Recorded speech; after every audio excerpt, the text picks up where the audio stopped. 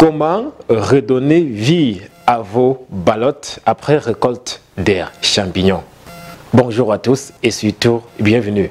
Généralement, après la récolte des champignons, la plupart des personnes se demandent comment est-ce qu'on peut revaloriser les ballottes usées afin de récupérer en quelque sorte une partie de l'investissement émis au départ dans le cadre de l'achat des intrants ou du moins de l'achat du substrat. Aujourd'hui, je vais vous donner 4 techniques pour récupérer en quelque sorte votre substrat. La technique numéro 1, qui est d'ailleurs généralement celle la plus utilisée, c'est d'utiliser ces substrats pour amender votre sol ou du moins pour fertiliser vos différentes plantations.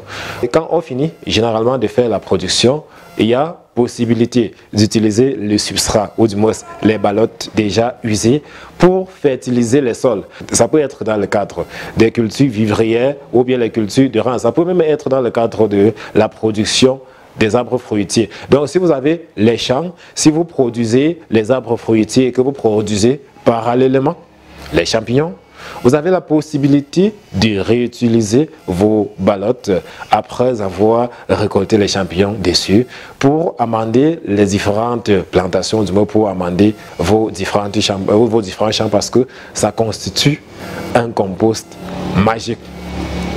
La deuxième technique pour utiliser votre substrat après récolte, c'est de l'utiliser comme litière. Généralement, ceux qui font dans l'élevage ont l'habitude d'aller acheter les déchets de bois comme la suie ou bien le copeau pour faire de la litière. La litière, c'est cette couche de matière végétale généralement étalée sur le sol des fermes telles que les poulaillers et autres. La plupart des personnes utilisent à cet effet le copeau de bois. Donc aujourd'hui, je vais vous informer que si vous êtes producteur de champignons et parallèlement éleveur, la bonne nouvelle, c'est que vous pouvez utiliser vos ballottes déjà utilisées à la place de ce copeau-là et garder cet argent pour faire autre chose. L'utiliser, c'est très simple. Vous prenez juste vos ballottes déjà utilisées, vous les écrasez, vous les séchez et puis vous versez sur le sol de votre ferme. Il faut toujours écraser avant de sécher parce que si vous faites le contraire, ça sera difficile de broyer après.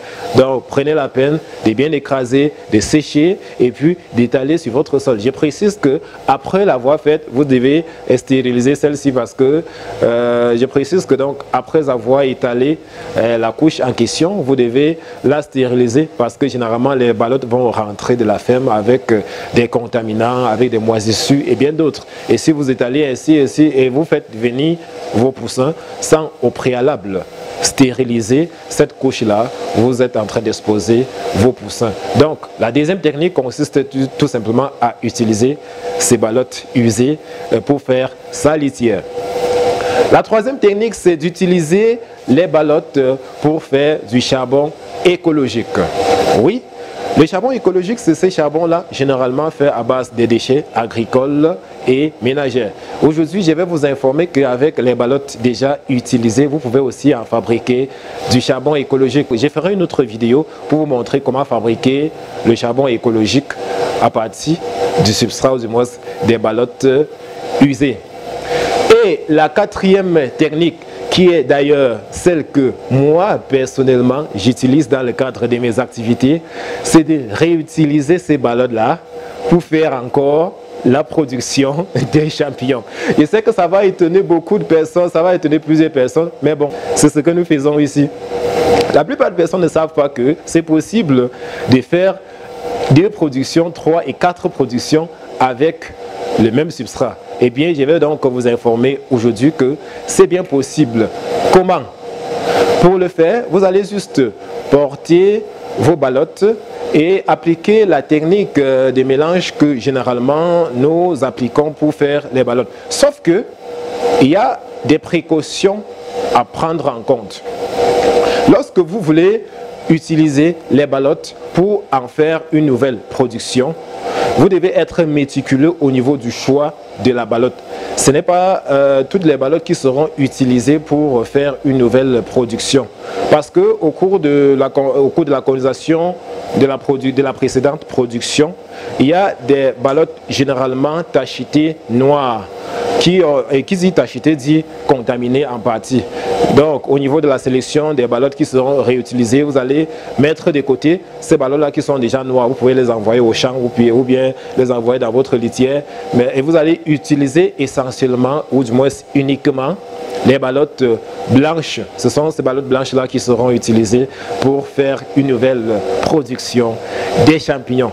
Mais il faut savoir que au cours de la précédente production, la matière nutritive, ou du moins l'azote que contiennent les rafles de maïs, généralement se fait bouffer par les champignons. Donc, lorsque vous allez vouloir relancer la production avec les mêmes substrats, vous serez obligé d'amender le milieu de culture. Au cas contraire, vous n'aurez pratiquement rien comme résultat. Généralement, à notre niveau, nous utilisons soit le riz blanc, soit le son du blé pour amender notre milieu de culture. C'est interdit de doser encore l'urée parce que lorsqu'on met l'urée à une certaine dose, ça tue plutôt les mycéliums et du coup, on n'a plus rien. Donc, on vous recommande d'utiliser ces amendements bio-là. Voilà. Donc, une fois que vous avez amendé votre milieu de culture, il faut donc savoir que ce dernier est désormais exposé à l'attaque de plusieurs micro-organismes parce qu'il devient de plus en plus riche comme les rafles du départ. Et pour cela, vous devez prendre des précautions pour sécuriser votre milieu de culture. C'est donc la raison pour laquelle nous avons mis sur pied notre caillou vert.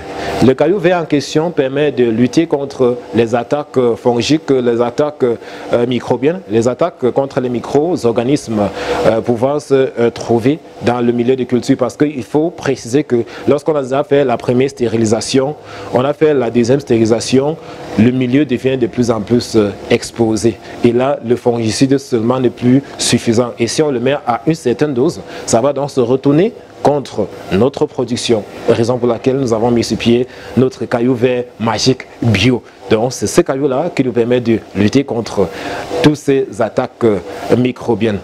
C'était donc là les 4 techniques pour pouvoir donner vie à son substrat, ou du moins à ses ballottes après récolte des champignons. Si tu as l'habitude d'utiliser une autre technique que les 4 que je viens de citer, bien vouloir la partager en commentaire avec nous et ça pourra aider plus d'une personne. Auquel cas, rendez-vous dans la prochaine capsule.